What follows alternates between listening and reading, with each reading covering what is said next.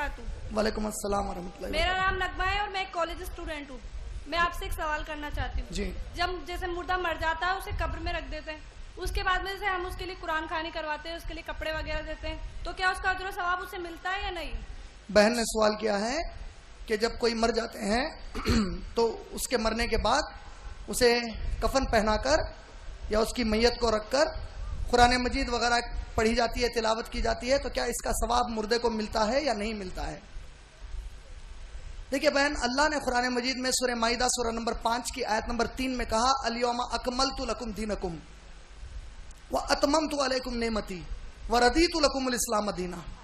आज के दिन मैंने तुम्हारे लिए दीन को मुकम्मल कर दिया है। आज के दिन मैंने तुम्हारे लिए दीन को मुकम्मल कर दिया है और वो तमाम चीजें जिससे कि मैं तुमको सवाब देने वाला हूं वो सब मैंने तुमको सिखा दिया है और दीन इस्लाम से मैं तुम्हारे लिए राजी हो गया।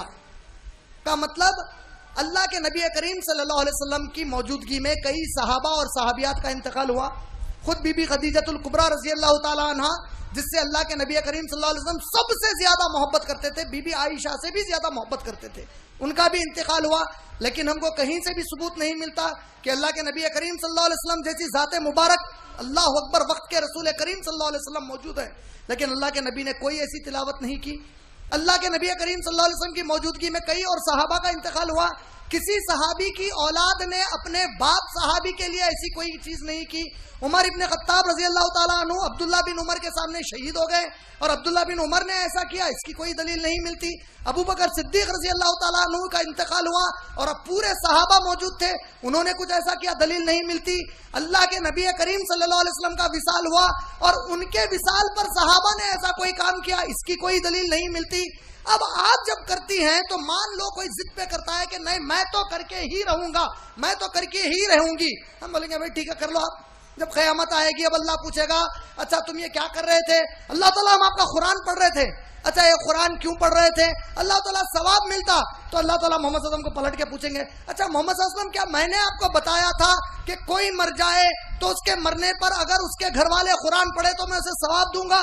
तो अल्लाह की कसम है मेरे रसूल कहेंगे कि ऐ अल्लाह तू गवाह है, मैंने ऐसी कोई तालीम इनको नहीं दी और मुसलमानों में ऐसे कई गवाह मौजूद है जो कभी भी ये मानते ही नहीं थे कि कोई ऐसी सही हदीस है कि किसी के मरने पर ऐसा कुरान पढ़ा जाए।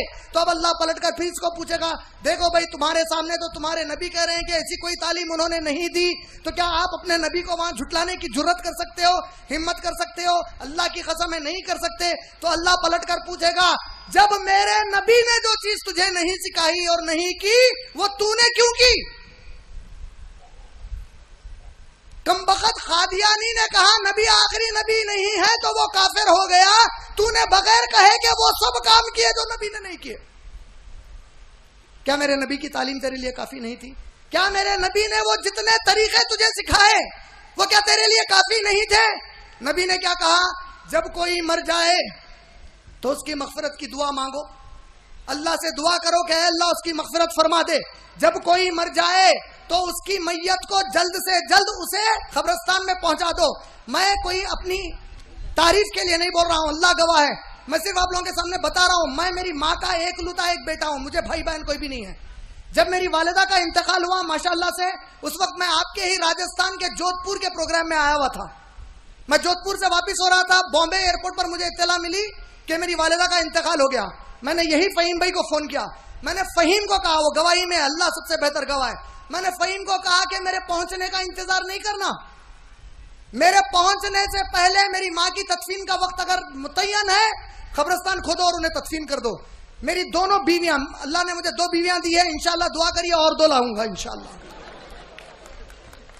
ये जो 2 मेरी बीवियां हैं, सुभान अल्लाह, मैंने किसी गस्साला को नहीं बुलाया, मेरी 2 बीवियां और मेरी बड़ी बीवी की बड़ी बेटी, इन तीनों ने मेरी माँ की मैयत को गुस्ल दिया। अल्लाह ताला ने मुझे एंड गुस्ल के वक्त पहुंचा दिया।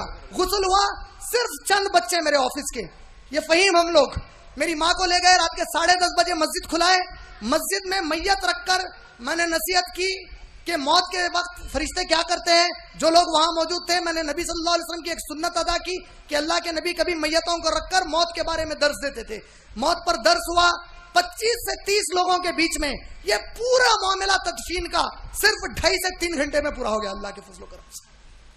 ये सुन्नत तरीका है। हमारे भाई आ रहे हैं बाहर से, हमारे बाबा आ रहे हैं बाहर से, तुम आदम अलैहिस्सलाम गन से पूरी इंसानों को भी उठा के ला दो, तुम्हारी अम्मा और बाबा मरे तो जिंदा नहीं होते। अल्लाह के नबी कह रहे हैं जो मर गया है उसे उसके कब्रिस्तान को पहुंचा दो, अगर वो नेक है तो उसके अदर से उसे दूर मत करो, अगर बद है तो उससे छुटकारा पा जाओ। अल्लाह के नबी सल्लल्लाहु अलैहि वसल्लम का फरमान है, हम उसे रुका कर रखते हैं। तो ऐसे हालात में मेरी बहन, अल्लाह के नबी ने सिखाया कि मैयत को जल्द से जल्द तदफीन करो, उसकी मग़फ़िरत की दुआ करो।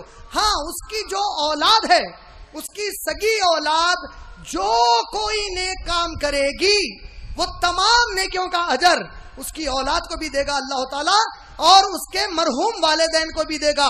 मैं अल्लाह रब्बुल आलमीन से दुआ करता हूं कि ऐ अल्लाह, जितनी भी मेरी माँ के इंतकाल के वक्त से आज तक जितना भी मैं तेरे दीन के लिए जहां भी फिरकर तू ही मौका दे रहा है, जो भी काम कर रहा हूं, है मेरे रब तेरी जात पर यकीन है, तू इसका अजर मुझे भी दे और मेरी मरहूम वालिदा को भी दे दे इंशाअल्लाह। और आप यकीन मानिए, मैं फहीम यहाँ पे है, उनसे ये भी कहता था कि कभी ऐसा वक्त आ जाए कि मुझे किसी प्रोग्राम में बुलाया जाए और मेरी माँ का दम निकल जाए, अल्लाह की कसम है वो प्रोग्राम के लिए चला जाऊंगा, माँ के साथ नहीं रुकूंगा। क्यों जानते हैं? यही मेरा ईमान है। मेरा रब मुझे कहता है तू जो नेक काम करेगा वो तेरी माँ के लिए ईसाले सवाब है। मेरा ये दावत का काम ईसाले सवाब है, माँ की मैयत में रुकना उतना बड़ा काम नहीं है। मैं मेरे अल्लाह की तालीम अगर देता हूं तो इतना बड़ा ईसाले सवाब है कि माँ की तदफीन में रहना उतना मेरा अहम नहीं है, वो तो मेरे उम्मत के कई मेरे प्यारे उम्मती भाई बहन अदा कर देंगे। अगर मेरी माँ से सच्ची मोहब्बत है तो वो काम करके दिखाऊं जिससे खूब इंसानों को अल्लाह की तौहीद मोहम्मद सल्लल्लाहु अलैहि वसल्लम की रिसालत से पहुंचा सकूं।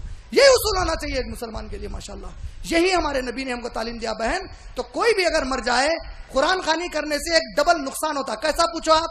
एक तो ये कि वो काम कर रहे हैं जो अल्लाह के नबी ने नहीं बताया। दूसरा, अब एक औरत बैठ के पढ़ रही कुरान में सूरह नूर आयत नंबर 31 पढ़ती, तुम हिजाब करो और अपना मेकअप बताते मत फिरो। सूरह अहज़ाब आयत नंबर 59 पढ़ती, उसके बाद कुरान बंद करके मॉडल बन के बाहर फिरती। तब अल्लाह ताला दो सवाल करते, अच्छा तू कुरान पढ़ी थी ना मुर्दे को पहुंचाने को, वो मुर्दे को तो सवाब देता हूं, तेरी हिदायत को क्या करी तू? अच्छा तू पढ़ा ना रे बाबा को सवाब जाओ, बल्कि ये कुरान में लिखा 5 वक्त की नमाज पढ़ा नहीं पढ़ा। अच्छा तो तू ये बोलना चाह रहा कि अच्छा जो मर गया उसको सवाब दे दे, मेरे को हिदायत मत को तेरी कुरान से। हम कुरान का मजाक बना रहे, नौज़ बिल्लाहि मिन ज़ालिक। ये सब चीजें अल्लाह के नबी करीम सल्लल्लाहु अलैहि वसल्लम और सहाबा से साबित नहीं है। मेरी बहन, अल्लाह हम सबको